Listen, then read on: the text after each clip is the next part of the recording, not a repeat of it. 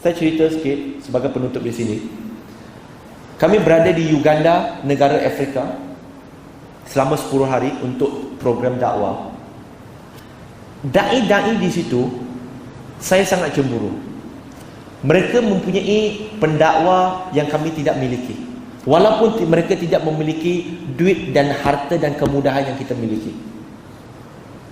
Pendakwa-pendakwa di situ, tuan-tuan dan puan-puan, pendakwa-pendakwa yang kami latih, lebih kurang dalam tak lebih 50 orang.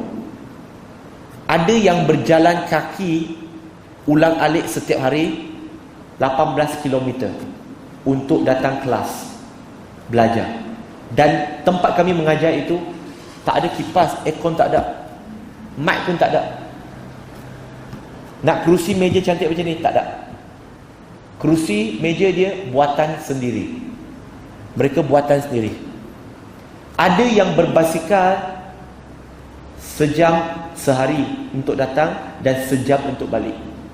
Ada yang datang dari negara luar, dari Tanzania, semata-mata untuk kursus itu. Ada yang kampung mereka 75 km. 75 km dari tempat kami mengajar. Setiap hari mereka berulang-alik 75 km untuk datang belajar. Tak ada basikal, no problem. Mereka bayar taksi, mereka bayar motor untuk datang kelas, untuk pergi berdakwah. Usaha mereka begitu gigih, hebat. Mereka buku pun tak ada. Yang ada buku kena bagi yang ada buku, mereka kena koyakkan kertas dalam buku mereka untuk diberikan kepada kawan mereka yang tak ada kertas dan buku, untuk bagi tulis apa yang kami cakap. Dan hasil usaha gigi mereka, bila kami pergi sana dan kami terangkan salah faham dalam skala yang besar, kerana kami buat syarahan yang umum, lebih dari 1,000 orang hadir setiap sesi. Alhamdulillah, kerana usaha mereka, bukan kami, usaha pendakwa di situ. Sepanjang kami berada di Uganda, 57 orang memeluk Islam on the spot. Paling tinggi sehari dalam 15 orang sekali on the spot syahadah atas pentas. Usaha mereka, sebab kita dah jelaskan, mereka gembira, mereka berpuas hati dengan penjelasan, mereka memeluk Islam. Alhamdulillah.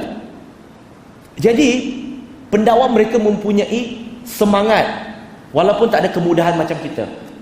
Kita seharusnya berasa malu dengan kemudahan yang kita ada, dengan kemewahan yang kita ada, tetapi tak mampu nak buat apa yang mereka buat.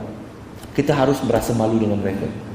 Dan perasaan malu ini tidak seharusnya menjadikan kita hanya sekadar merendah diri, tak bersemangat nak buat apa. Tetapi perasaan malu ini sepatutnya memandu kita untuk berusaha lebih keras. Kerana kami melihat usaha mereka begitu keras, kami bersetuju, NGO kami bersetuju. Ini bukan duit kami, orang sumbang. Kami buat program dakwah, kami bersetuju untuk belikan kepada pendakwa di sana dan organisasi dakwah di sana 4 biji motosikal, 50 biji basikal untuk da'i-da'i mereka, dan kami juga akan menaja dan membelikan 120 ekor kambing untuk mereka ternak dan jana ekonomi untuk tujuan dakwah. Semua ini hasil sumbangan orang-orang di Malaysia yang kami salurkan ke sana. Semasa kami pergi ke sana, kami dijemput hanya untuk bagi latihan dan ceramah saja. Pasal ekonomi, pasal beli basikal, beli motosikal tak pernah dalam agenda. Tapi bila nampak keperluan, saya berhubung dengan jemaah-jemaah saya di Malaysia. Terus tak sampai 10 minit, saya kata ini apa yang kami nak buat untuk mereka. Jemaah terus kata, bro, tutuplah, tak payah buka untuk orang lain, semua ni saya support. Seorang jemaah support semua. Dan insyaAllah kami juga akan membantu mereka, sebab yang banyak memeluk Islam di Uganda adalah perempuan. Kalau ada 14 orang yang memeluk Islam, 10 hingga 12 orang adalah perempuan. Yang lain-lain kanak-kanak. Di situ kanak-kanak boleh masuk Islam free, no problem. Tak payah kebenaran ibu bapa. Kanak-kanak 8 tahun, 10 tahun, kita ingat mereka ni tak faham. Tapi bila kami interview, kamu faham tak kamu buat ni? Kamu faham tak apa kami ceramah? Dia boleh ulang apa yang kami sebut. Walaupun mereka pelajaran tak tinggi, tapi mereka faham. Dan insyaAllah kami juga akan membantu mereka untuk membina penempatan mu'alaf wanita. Sebab penempatan mu'alaf lelaki dah ada. Lebih kurang 200 pelajar. Masya Allah. Kami melawat Daif tempat tu. Nak kapek-kapek macam ni tuan-tuan, kira macam ni mewah lah tu. Kalau kat sana, masjid jamik dia pun tak ada kapek macam tu. Pasir. Jangan harap kipas. Tak ada. Tak ada. Mu'alaf lelaki dah ada tempat 200 orang. Pack.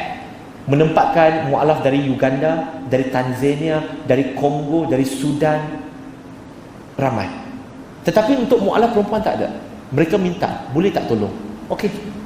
InsyaAllah kami akan bantu mereka membina satu penempatan mu'alaf. Tanah mereka dah ada. Kami akan membantu mereka membina satu penempatan mu'alaf wanita yang boleh menempatkan 200-300 mu'alaf di situ, dan mereka akan duduk di situ dalam 3 hingga 6 bulan untuk belajar Islam. Dan kemudian mereka akan kembali kepada masyarakat untuk berdakwah. Jadi itu apa-apa yang kami buat. Dan yang paling penting tuan-tuan dan puan-puan, buat apa yang kita mampu.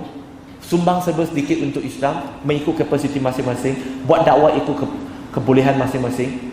Kerana bumi Allah ini luas dan salah faham tentang Islam juga semakin meluas. Jadi usaha buat serba sedikit agar Allah Subhanahu Wa Taala terima apa yang kita lakukan itu, insya-Allah.